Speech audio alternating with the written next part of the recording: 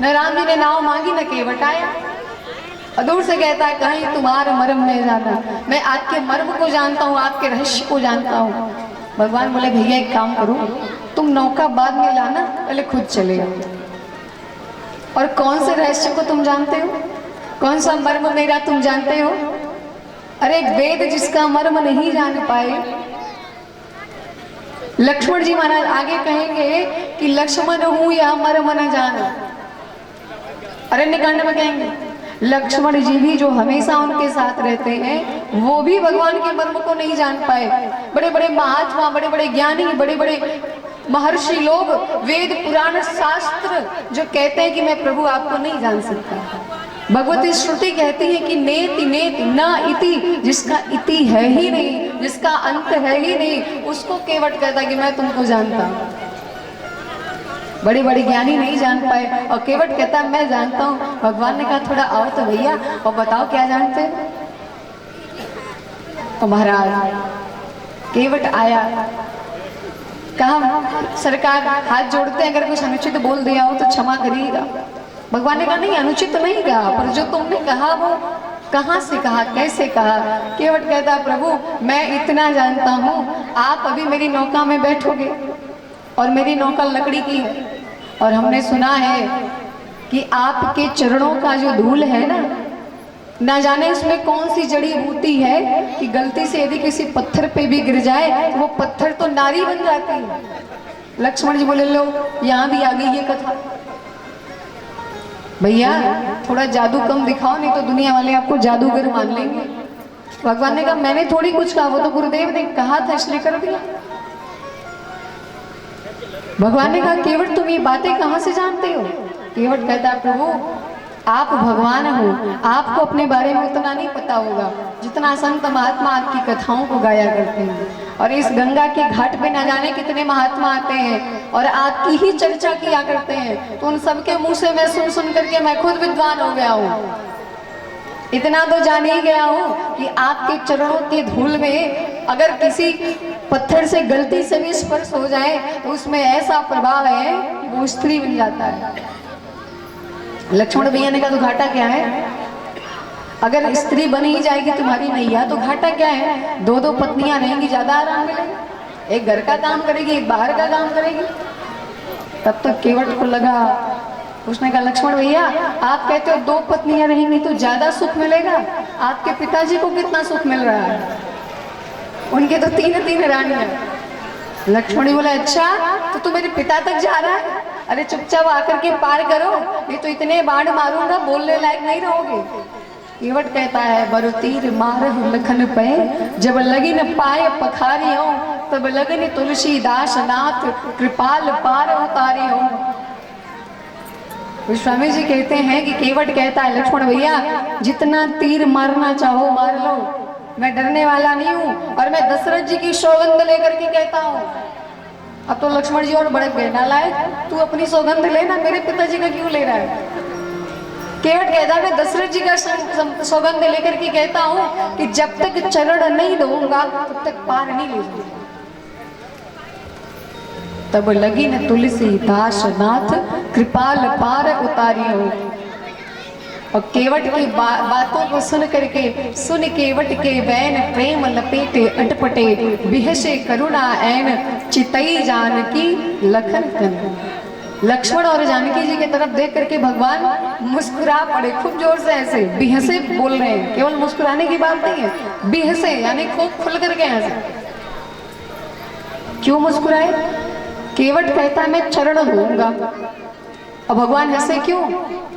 लक्ष्मण जी की तरफ देख के इसलिए हंसे क्योंकि जानकी मैया और लक्ष्मण जी में हमेशा ये बात के लिए झगड़ा हो जाता था कि भैया के चरणों की सेवा कौन करेगा। जब से जानकी मैया ब्याह के आए तब से लक्ष्मण जी को सेवा मिल नहीं रही थी, तो लक्ष्मण जी ने कहा भैया भाभी के आने पे सब तो खुश हैं लेकिन मैं बड़ा दुखी हूँ। जब से आई हैं दोनों पैरों पर कब्जा कर ली। तो भगवान ने कहा एक काम करो, एक चरण तुम दबाओ और एक की सेवा वो करेंगे। और जानकी जी के तरफ देख करके भगवान इसलिए हंसे, लक्ष्मण जी के लिए तो इसलिए हंसा कि जिस चरणों के लिए तुम दोनों झगड़ा करते हो, तुम दोनों के सामने वही केवट अकेले मेरा दोनों चरण धुलेगा। दोनों की सेवा करेगा और तुम लोग कुछ नहीं कर सकते। और जानकी की तरफ क्यों देख के हंसे? जानकी जी की तरफ देखकर इसलिए हंसे कि जानकी, तुम्हारे पिताजी ने मुझे तुम जैसी पत्नी दिया, तुम्हारी जैसी बेटी मुझे दिया, तो भी पाव पुजाई में केवल एक चरणों का एक अंगूठा ही दो पाए थे।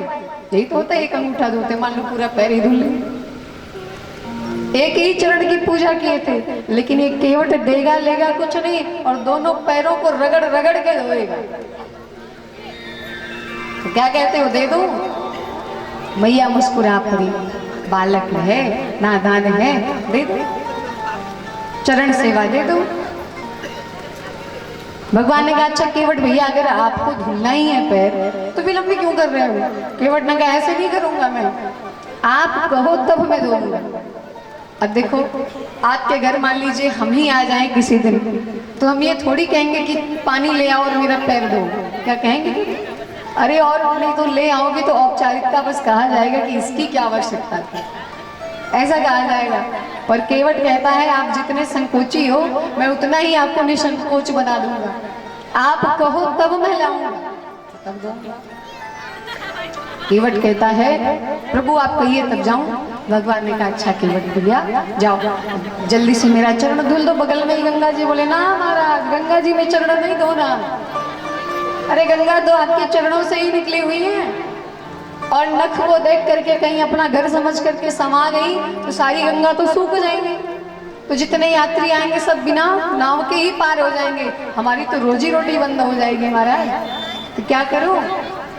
भगवान ने कहा, क्या करोगे? केवट कहता है, मैंने जुगाड़ किया है। जैसे भगवान ने कहा चरण धो, अब विलंब ना करो, तो तुरंत दौड़ा दौड़ा गया। केवट राम रजाए सुपावा, पानी कठौता भरी ले आवा।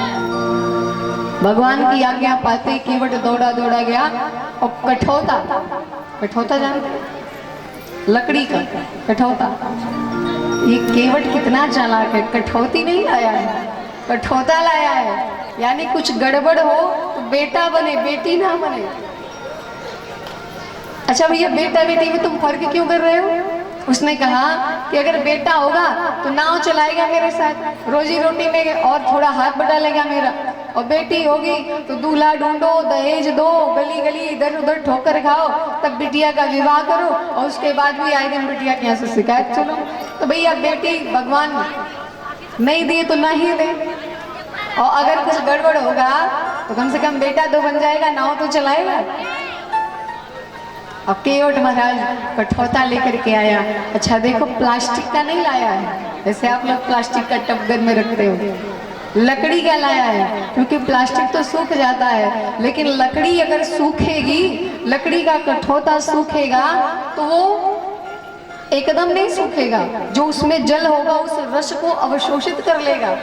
तो केवट कहता है कि आज तो चरणोदक पीऊंगा ही चरण धुलने के बाद, और इस कठौते में भगवान के चरणोदक का रस रहेगा।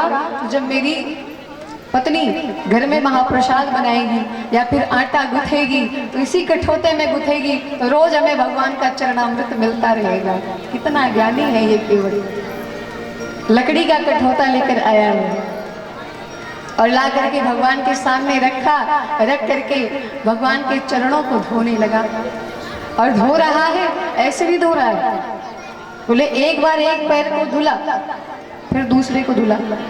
अब जब पहले को धुल करके जमीन पर रखता है तो मिट्टी लग जाती है, तो फिर उसी को धुलता है, फिर दूसरे को धुलता है, फिर उसी को धुलता है, क्योंकि सब में मिट्टी लग जाती है जब धुल करके नीचे रखता है। भगवान ने कहा, ये क्या कर रहे हो? अरे बार बार मेरे चरणों में हेर फेर क्यों कर रहे हो? केवट ने कहा, सरकार क्या बताऊं, अरे धूल के लिए ही तो मैं धुल रहा हूं, और जैसे धुल के रखता हूं उससे डबल मिट्टी लग जाती है, तो क्या करूं मैं? भगवान ने कहा, कोई ऐसा उपाय अपनाओ कि मेरे चरणों में मिट्टी ना लगे और तुम्हारा जो काम है वो भी पूरा हो जाए।